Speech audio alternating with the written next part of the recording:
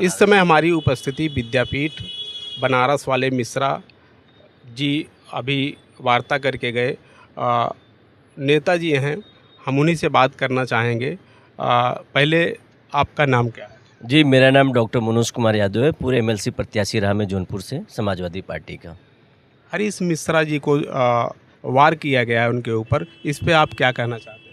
कथित तौर पे नहीं हुआ है, समझी-सूझी रणनीति के साथ जो है मिश्रा जी के ऊपर वार हुआ है और जानलेवा वार हुआ था, जिसमें वो कह रहा था कि करणी माता जी का नाम लेके पुकार रहा था, परंतु वो करणी सेना के संरक्षण से और पैसा लेकर और आप जान लीजिए कि उस तरीके से अटैक करने आया था। यदि अगर मिश्रा जी अपने घर, अपने क्षेत्र में नहीं रहे होते, तो वो 7-8 लोग आए थे, तो उनको जान से मारने के लिए आए थे। अब वो ये भी कह रहा होगा आपके चैनलों के माध्यम से और लोगों से कि कह रहा होगा करणी सेना से हमारा कोई संबंध नहीं है। अगर तुम्हारा संबंध नहीं है तो तुमको क्यों इस तरीके से कली-बली मची हुई थी कि आप आके यहाँ पे मिश्रा जी के ऊपर अटैक करते हो? और अटैक इस तरीके से करते हो कि जैसे जान लेने आते हो।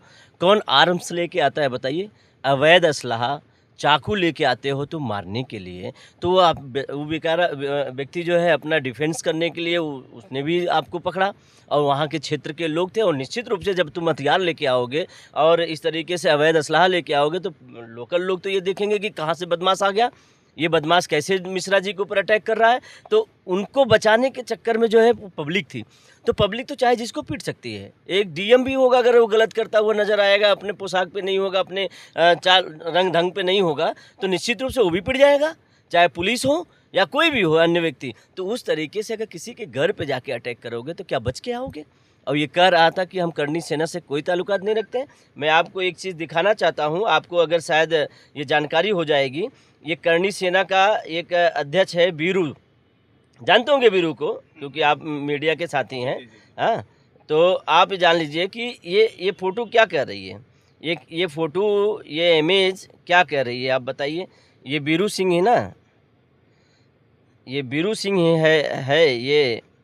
हमने इसका फ़ोटो निकाला था, इसको ये पगड़ी पहना रहा है, देख लो।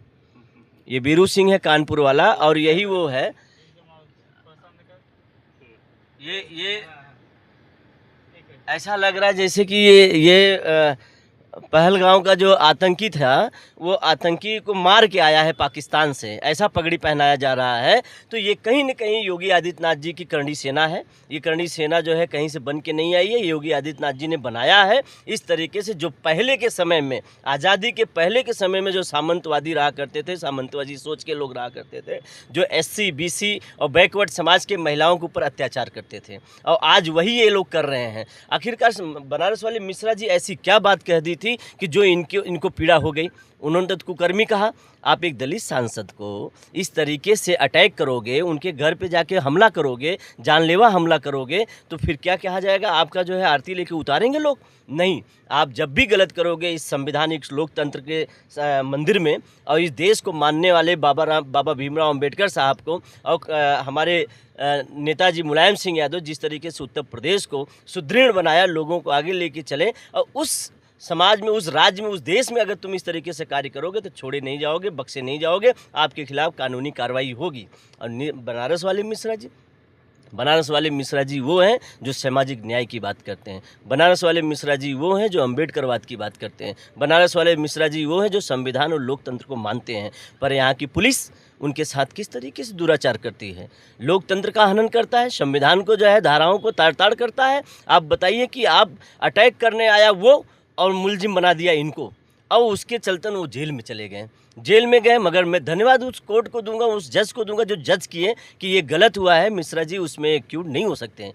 हाँ, एक्यूज़ किया हमारे वकीलों ने और फिर इसके बाद बताया और जज साहब ने उनको फैसला दिया कि नहीं, इनको बरी किया जाए। फिर इसके बाद इसकी जांच होगी, जांच होने के बाद जो है सब कुछ सामने आ जाएगा। और कौन कौन ऐसा करता है कि भाई कि आप उसको मारोगे और फिर इसके बाद जो है आपको बरी कर दिया जाएगा और जो दोषी, जिसको मारने आया उसको दोषी करार दे के आप जेल में भेज दोगे? ये यूपी, यहाँ की उत्तर प्रदेश की पुलिस और योगी आदित्यनाथ की पुलिस जिस तरीके से काट दो, बांट दो, पीट दो, शताब्दी चढ़ा दो, ठोंक दो, पीट दो, इस सब भाषा के लोग जब इस तरीके के उत्तर प्रदेश में रहेंगे तो निश्चित रूप से जो व्यक्ति उस तरीके का होगा, साधारण व्यक्ति, वो परेशान किया जाएगा। पर ये चलने वाला नहीं है पत्रकार साथी, और ये उत्तर प्रदेश जाग चुका है, ये अपनी लड़ाई जानता है। जिस तरीके से रामजी लाल सुमन के ऊपर अटैक हो रहा है ना, इस चीज़ को बहुजन समाज देख रहा है। ये बहुजन समाज ये देख रहा है कि हमारे समाज के ऊपर, हमारे लोगों के ऊपर किस तरीके से अटैक हो रहा है, कितने हत्याएं हो रही हैं, कितना लूट हो रहा है। यहीं इलाहाबाद का, प्रयागराज का देखेंगे, बोझ काटने के लिए सामंतीवादियों ने उनको कहा, दोपहर हो गया था, दोपहर में बताइए कोई मजदूर आदमी धूप में, चिलचिलाती धूप में कैसे काटेगा। वो कह दिया कि साहब दूसरी मीटिंग, ठंडा मौसम हो जाएगा तब हम बताएंगे, मगर उसको गेहूं के बोझ में ही जिंदा धरा दिया गया। तो आप ये कभी सुने होंगे, कल्पना कर सकते हैं कि इस स्वतंत्र भारत देश में इस तरीके का भी अभी भी इस तरीके से मानसिकता हो रही है। तो ये निश्चित रूप से योगी आदित्यनाथ जी की मानसिकता जो दर्शाती है, तो उन्हीं के सजाती के लोग ये काम कर रहे हैं। तो योगी आदित्यनाथ जी के दिन ढल चुके हैं और ये अखिलेश यादव से केंद्र सरकार और राज्य सरकार ये दोनों डरी हुई हैं। इस तरीके से समाजवादी के लोग जब भी इनके कुकर्मों की बात करते हैं, इनके तानाशाही की बात करते हैं, इनकी जो जिस तरीके की गलत नीतियां हों उस पर अगर बात करते हैं तो इनको जलन होती है, उनको गुस्सा और क्रोध आता है। उनका गुस्सा और क्रोध जो है पूरा करने के लिए उत्तर प्रदेश की पुलिस करती है इस तरीके से। और मिश्रा जी के जैसे चर्चित व्यक्ति, चेहरा व्यक्ति, जिस तरीके से गरीबों की, मजलूमों की और पिछड़ों की बात करने वाला व्यक्ति क्या कोई हो सकता है? आज इस उत्तर प्रदेश में सिर्फ 2 ही 3 आदमी चर्चा में हैं।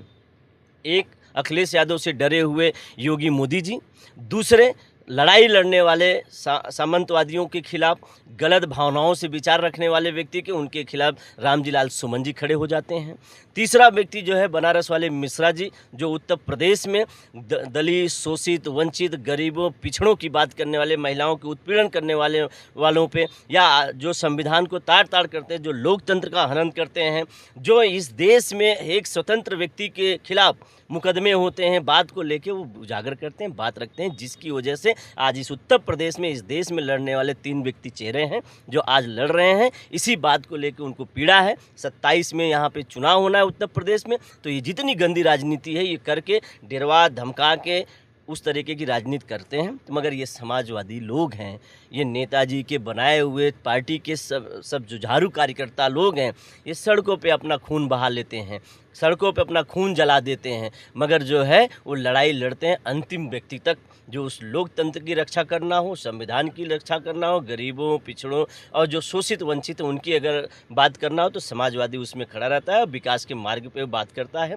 यहाँ की स्ट्रक्चर्स की बात करता है, कैसे प्रगति होगी। जिस तरीके से 2012 में अखिलेश यादव जी सरकार में थे, मुख्यमंत्री थे, 2017 से 2012 से 17 तक कार्य करके दिखाया उन्होंने उत्तर प्रदेश में, उसकी बात करते हैं। उनको लड़ाई झगड़ा और किसी दूसरी दिशा में ले जाना काम ये अखिलेश यादव जी या समाजवादी पार्टी नहीं करती है। करणी सेना लगातार अखिलेश जी को जान से मारने की धमकी दे रही है, रामजी लाल सुमन को जान से मारने की धमकी दे रही है, इस पे आप क्या कहना चाहेंगे? देखिए, ये नासमझदारी और क्षुद्रबुद्धिया वाला कार्य है और ये पूरा बढ़ावा दे रखे हुए हैं योगी आदित्यनाथ जी। जिस तरीके से अगर वो आर्म्स लेके लहरा रहे हैं, पूरे तलवार आगरा में लहराएं ये लोग, ठाकुर समाज कहते हैं, मगर उसमें और लोगों को जितने भी थे, गुंडे, बदमाश, माफिया और जेल से छूटे हुए सब जो लोफर थे वो वहाँ पे थे। और आप खुलेआम तलवार लहराया जा रहा है तो क्या वो आर्म्स के एक्ट के धाराओं में नहीं आता? अगर आता है तो उन लोगों को पकड़ा नहीं गया, चिन्हित नहीं किया, वीडियो कैमरा क्या पूरे सोशल पे चल रहा है, तो क्या आप चिन्हित करके उनके ऊपर कितने लोगों के ऊपर मुकदमा किया? एक दूसरी चीज़ जो है, वहीं जहां धमकी दे रहे थे अखिलेश यादव जी की 100 ग्राम का व्यक्ति, उसको अगर उसका चेहरा भी आया, क्या उसको चिन्हित नहीं किया गया? क्या उसको जेल में डाला गया? ये सवाल है। इस सवाल से क्या योगी आदित्यनाथ जी इतर हो सकते हैं? अगर आप अच्छी सरकार चला रहे हैं, लोकतंत्र में हैं, संविधान को मानते हैं, तो आखिरकार ये लोग कौन हैं जिनके ऊपर आपने अभी तक कार्रवाई नहीं की? जिस तरीके से यहाँ पे राजू दास हमारे नेताजी को बोलता है, उसको उनका सर काट के लेके आओ, उनकी जबान काट के लेके आओ, उनके ऊपर पेशाब कर दो, इस तरीके के शब्द जब आते हैं, क्या उनको चिन्हित नहीं किया जाता? वो देश के बाहर से आए हैं क्या कि उनको नहीं पकड़ पा रहे हैं? आज आपके ही प्रदेश के हैं, आपके ही देश के लोग हैं, उनके ऊपर कार्रवाई क्यों नहीं होती? तो ये बीजेपी की पूरी मानसिकता जनता देख रही है, समझ भी रही है। इस तरीके से जिस तरीके से परसों अटैक हुआ रामजी लाल सुमन के ऊपर, टायर फेंका गया, कैराना एकदम जैसे कायर की तरह जो है वो अटैक किया गया, आप उनको पकड़े 12 घंटा में छोड़ दिए। मगर यहीं बनारस वाले मिश्रा जी के ऊपर अटैक होता है, 14 दिन जेल में रहते हैं, और वो भी गलत तरीके से। तो आपका कानून दो कैसे चल रहा है? पीड़ित को ही जेल भेजा जाता है। पीड़ित को जेल भेजा जाता है। तो हम वही प्रश्न उठा रहे हैं कि जो रामजी लाल सुमन के ऊपर टायर फेंके कायर लोग, उनके ऊपर कार्रवाई क्यों नहीं हुई, उनको जेल में क्यों नहीं भेजा गया, और उनको अगर पकड़ा भी गया तो 12 घंटे में किसके कहने पे, किसके सह पे छोड़ दिया गया। क्या योगी आदित्यनाथ जी का फ़ोन आ गया था कि डीआईजी साहब ने, योगी आदित्यनाथ जी ने आईजी डीआईजी को फ़ोन किया और आईजी डीआईजी ने एसपी और कोतवाल तक पहुंचा दिया बात को कि नहीं छोड़ो, वो हमारी सेना है, वो हमारे लोग हैं, उनको पकड़ो मत। क्या आपने इस तरीके से जो सेना बना के रखा हुआ करनी सेना, तो क्या आम व्यक्ति, गरीब, शोषित, वंचित, दलितों को जीने नहीं देंगे आप? क्या इनके द्वारा उनको वार करके, उनकी हत्या करके उनको मारने की कोशिश कर रहे हो, या फिर इसके बाद उनको लोकतंत्र का जो है वो संविधान का हनन करने के लिए छोड़ दिया है कि लेके जाओ जो बाबा भीमराव अंबेडकर साहब ने लाया है, जो महात्मा गांधी ने लड़ के यहाँ पे शांति का एक परिचय दे दिया है, नेताजी ने लड़ाई लड़ा है, कर्पूरी ठाकुर ने जो हम लोगों को दिया है, जो जिस तरीके से हमें अधिकार मिला इस उत्तर प्रदेश और देश में रहने का, क्या उस चीज़ को ख़त्म करना चाहते हैं योगी आदित्यनाथ जी? ये क्लियर कर दें, ये लड़ाई लड़ना है, क्या कहना है आप बता दीजिए। उधर वो खाकी वर्दी वालों के भरोसे लड़ रहे हैं, आप उस चीज़ को भूल जाइए। जिस दिन ये आंदोलन छिड़ जाएगा समाजवादी की तरफ से, आपको थामना बड़ा मुश्किल हो जाएगा। पहलगाम में अटैक हुआ, इस पे आप क्या कहना चाहते हैं? देखिए, पहलगाम में जो अटैक हुआ है ये फेलिवर है, सिक्योरिटी फेलिवर है। वहाँ पे जिस तरीके से ये लोग राजनीति कर रहे हैं, जाति का नाम लेके, धर्म का नाम लेके, ये गलत है। जिस तरीके से अगर आप ऐसा ही करते आएंगे तो सवाल आपके ऊपर उठेगा। सरकार में आप हैं, अगर आपके ऊपर सवाल उठ रहा है तो आप इससे इतर मत होइए। नरेंद्र मोदी जी को मैं कहूँगा, प्रधानमंत्री जी से कहूँगा, आप जो मुख्यमंत्री थे उस समय का याद करिए बयान, जब आप कहा करते थे कि सिक्योरिटी इस तरीके से चल रही है, आपके आईटी सेल चल रहे हैं, आप किस तरीके की व्यवस्था करके रखे हुए हैं। प्रधानमंत्री मनमोहन सिंह के ऊपर सवाल उठाते थे, अपना वीडियो देख लें खाली समय में होकर, जब एक सिर के बदले में 10 सिर लाएंगे, ये कहाँ गया? तो ये तो मोदी जी खुद अपने वीडियो में सुने ना, देखे ना किस तरीके से। जब आप अडानी अंबानी से फुर्सत पाइएगा तो ये वीडियो को ज़रूर देख लीजिएगा कि आपने क्या कहा था जब मुख्यमंत्री थे। हम तो चाहते हैं कि जो बगावती तेवर उस समय के थे, तो ये आप प्रधानमंत्री जी, मैं वही सुनना चाहता हूँ कि आप वही बोलिए जिस तरीके से आप मुख्यमंत्री पद पे थे। प्रधानमंत्री पद पे आने के बाद आपने केवल अडानी अंबानी का काम कर रहे हैं, जनता का काम भूल गए हैं, उनकी सिक्योरिटी भूल गए हैं, जनता की जो भावनाएँ उसको भूल गए हैं। जिस तरीके से सवाल उठाते थे, मोदी जी आप फिर पुनः मुख्यमंत्री बनिए और ये सवाल उठाइए, और जब कोई आपसे सवाल पूछेगा तो उसका जवाब दीजिए। जो आज तक प्रधानमंत्री 8 साल हो गया, वो अभी तक जो है सोशल मीडिया या मीडिया के द्वारा, चाहे वो किसी भी एंगल से हो, कभी बैठ के बात नहीं किया। वो आदमी मीडिया के सामने सवाल नहीं किया, किसी की बातों का जवाब नहीं दिया, केवल मन की बात कहता रह गया। तो उससे क्या भरोसा रख सकते हैं आप? उस व्यक्ति से आप क्या भरोसा रख सकते हैं जो व्यक्ति झूठ बोलता चला आया, पूरे देश को गुमराह करता चला आया, ईवीएम पे सवाल उठते चले आए, उस पर जवाब नहीं दिए। आपको जितने भी सोशल पे भी आप लोग आपको ट्रोल कर रहे हैं, आप उस पर जवाब नहीं दे पा रहे हैं। सिर्फ मुकदमे मुकदमे मुकदमे। आप क्या हो गए, ब्रह्मा हो गए? आप ब्रह्मा हो गए हैं कि जो आप अस्त्र उठा के जहाँ चला देंगे वहाँ पे जो है लय आ जाएगी, प्रलय आ जाएगी। बिहार से गलती मानी तो उन्होंने, बिहार से गलती नहीं मानना चाहिए था। जब 17 तारीख को आप जानने के लिए पूरा व्यवस्था कर दिए थे कश्मीर में, तो आपको जाना चाहिए था, आपने क्यों कैंसिल कर दिया? ये भी सवाल उठ रहा है। अमित शाह जी, गृह मंत्री बिहार में बैठ के नीतीश कुमार के साथ छिटिया रहे हैं। हाँ, जैसे वहाँ पे हमारे जितने भी वहाँ पे गए थे यात्री लोग कश्मीर में, पहलगांव में, उनकी मिट्टी तक घर नहीं आई, तो व्यक्ति वहाँ पे जाके जो है पॉलिटिकली इवेंट बना रहा था, वो आदमी राजनीति कर रहा था, मंच लगा के जो है मंच के माध्यम से इस तरीके से खिलखिली मार रहे थे। आपको दर्द नहीं हुआ मोदी जी? उस समय वो आपके कौन थे? आप बताते थे 140 करोड़ की जनता वो भारत की हमारा परिवार है। तो क्या वो परिवार से बाहर थे जिनके लिए संविधान भी अब व्यक्त नहीं कर पाए? थोड़ा सा भी दर्द रहा होगा कि नहीं दर्द रहा होगा? वहाँ के लोगों ने मदद किया, वहाँ के लोग खड़े हुए रहे, मगर आप नहीं खड़े रहे, आप केवल कहते रहे। क्योंकि यह व्यक्ति सिर्फ जुमला छोड़ता है आदमी, सिर्फ भावनाओं का जो है कत्ल करता है आदमी। ये कत्ली आदमी है, भावनाओं का कत्ल करता है। हम तो कहते हैं कि आप देखिए ना, जिस तरीके से आप पुलवामा अटैक हुआ, उसी तरीके से जो है पहलगांव भी हुआ। ये दूसरा इंसिडेंट हुआ और उस पर भी आदमी खड़ा नहीं उतर पाया। अभी तक उन नौजवानों की अभी तक कोई जांच नहीं हुई, कोई यहाँ पे सामने नहीं आया। मगर जिस तरीके से पहलगांव में हुआ, मैं नहीं कहता, हर व्यक्ति यहाँ इस इंडिया का रहने वाला, भारत का रहने वाला एक नागरिक पूछ रहा है कि कहीं पुलवामा अटैक, जिस तरीके से चुनाव में आप जीतने के लिए 19 में प्रोग्राम बनाए थे, कहीं ऐसा तो नहीं प्रोग्राम आपका ये भी तो नहीं है कि आपके बिहार में और बंगाल में चुनाव है? कहीं ईद तो नहीं बना रहे हो। तो इस चीज़ को लेके ये मामला चल रहा है, मगर इन लोगों को समझना पड़ेगा और जनता को भी समझना पड़ेगा कि इनसे झूठों से, इन बेईमानों से आपको हटना पड़ेगा, इनसे मुँह भंग करना पड़ेगा, तब तो देश बचेगा, नहीं तो ये देश ख़त्म कर देंगे। हिंदू मुस्लिम के मुद्दों पर आम जनता पिस रही है। 26 लोगों को पहलगांव में मार दिया गया, इस पे आप क्या कहना चाहेंगे? ये मौका तो भाजपा वाले दे रहे हैं ना, ये आरएसएस वाले दे रहे हैं ना। आप हिंदू मुस्लिम अपने देश में क्यों कर रहे हो? जहाँ पे कहा जाता है कि गंगा जमुनी तहज़ीब है, यहाँ भाईचारा है, एकता का मिसाल है। अगर ये हो सकता है, देश को आज़ाद करने के लिए न हिंदू था, न मुस्लिम था, न सिख था, न ईसाई था, सब लोग एक भारतीय बन के जो है इस देश को आज़ाद कराया। तो हिंदू मुस्लिम कैसे आ गया यहाँ पे? हिंदू मुस्लिम धर्म के नाम पे अपना पूजा पाठ करता है, इस देश को मानता है। ये सेकुलर देश है, इस सेकुलर देश में सबको रहने का अधिकार है, और उस अधिकार को आप छीनना चाहते हो। आप हिंदू मुस्लिम करके पॉलिटिकल अपना केवल लाइन।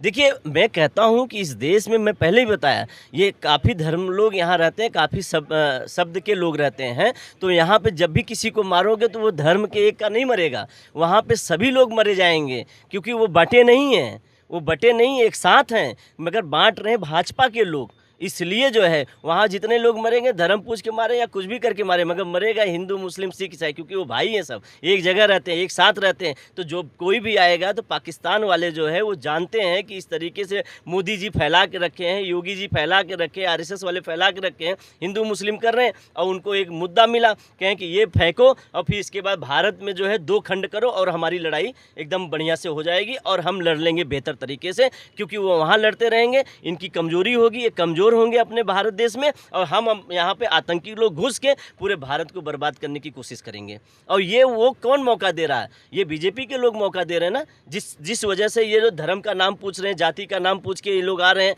कपड़े उतरवा रहे हैं। तो ये कौन मौका दे रहा है? ये बीजेपी के लोग मौका दे रहे हैं। अरे जिस भारत देश में रहते हो, जिन्होंने आपको वोट दिया या नहीं दिया, आप प्रधानमंत्री हो तो पूरे देश के हो, आप मुख्यमंत्री पूरे प्रदेश के हो, तो सबको लेके चलो और बात करो महंगाई पे, बेरोजगारी पे, महिला सुरक्षा पे। आपकी जो बात ये होता है स्ट्रक्चर्स के, देश का विकास करो, इस पे बात करो ना। ये हिंदू मुस्लिम क्या होता है? इसलिए आपको बनाया यहाँ की जनता, आपको मुख्यमंत्री और प्रधानमंत्री, कि आप आओ धर्म में बांटो, जाति में बांटो, कत्ल कराओ। अगर हम कह रहे हैं कि मुसलमान नहीं रहा होता तो हमें लग रहा है जाति जाति में लड़ाई करते हैं, जाति जाति में लड़ाई करते ना, फिर हिंदू मुस्लिम नहीं रहता, तब जाति जाति चलता। ये बीजेपी का काम है, ये बांटते हैं, बांट के झगड़ा लड़ा के राजनीति करना चाहते हैं। जितनी बेईमानी किए हैं कि इसी तरीके से बेईमानी को छुपाना चाहते हैं। ये बेईमान लोग हैं। जनता से आग्रह करूंगा आपके चैनल के माध्यम से कि एक बार जनता भाजपा को हटाएं और इनके कुकर्म जो है देखें कि कितना गंदा कुकर्म किए हैं, कितना भारत को कमज़ोर किए हैं, कितना लूटा है इन लोगों ने, सब सामने आ जाएगा। 2027 में यदि आपकी सरकार आई तो आपका क्या मुद्दा रहेगा? देखिए, 2027 में हमारा एकदम फाइनल है। देश की बेरोज़गारी और हमारे नौजवानों की नौकरी, हमारे सेना की सुरक्षा, हमारे देश में जो माताएं हैं, बहनें हैं और जो बच्चे हैं, जिस तरीके से उनके ऊपर अटैक हो रहा है, जिस तरीके से हमला हो रहा है, रेप हो रहा है, बलात्कार हो रहा है, इस तरीके से उनको बचाना। दलित पिछड़े जो व्यक्ति हैं, जो अपमानित हो रहे हैं, उनकी रक्षा करना। यहाँ तक जितने भी हमारे देश के जो महापुरुष थे, जिनको अपमानित किया जा रहा है भाजपा के द्वारा, उनको सुरक्षित रखना, वो सब चीज़ें हम लोगों का मुद्दा होगा। हमारा मुद्दा सबसे ज़्यादा होगा कि कैसे प्रदेश हमारा आगे बढ़ेगा। जिस तरीके से हम लोगों ने 108, 102, 100 dial, Agra Lucknow expressway, Ekana stadium, police line मजबूत किया, हमारे जितने वातावरण बेहतर हो सके वो सब हम लोगों ने किया। बस को नहीं करना, गाड़ी यातायात को सब बेहतर करना, ये सारी व्यवस्था हम लोगों में, सब हमारा विकास का कार्य रहेगा। आपकी सरकार आएगी तो बुलडोज़र का एक्शन यूपी में क्योंकि चर्चित बना हुआ है, तो आपकी सरकार आएगी तो आपका क्या निर्णय उस पर रहेगा? देखिए, बुलडोज़र कोई मानक नहीं होता, हमारा विकास का रहेगा। बुलडोज़र इन नफरती वालों को लिए ही ठीक है, वो अपना नफरत फैलाएं, उनसे बुलडोज़र, उनको मुबारक हो। हम बुलडोज़र से कोई मतलब नहीं रखते, हम जनता से मतलब रखते हैं। हाँ, जहाँ गलत है, जो सही है, उसको हम लोग उस तरीके से चलेंगे, कानून के दायरे में रहकर, और जो संवैधानिक होगा उस तरीके से रहकर। बुलडोज़र कोई मानक नहीं होता इस देश के लिए, इस प्रदेश के लिए। तो इस समय बात कर रहे थे कद्दावर नेता एमएलसी साहब, जो कि अखिलेश जी से इनका चेहरा मिलता हुआ है, सेम उन्हीं की तरह बात भी करते हैं। बहुत बहुत इनको हम हार्दिक बधाई देना चाहते हैं अपने चैनल के माध्यम से। शुभ रात्रि, जय हिंद।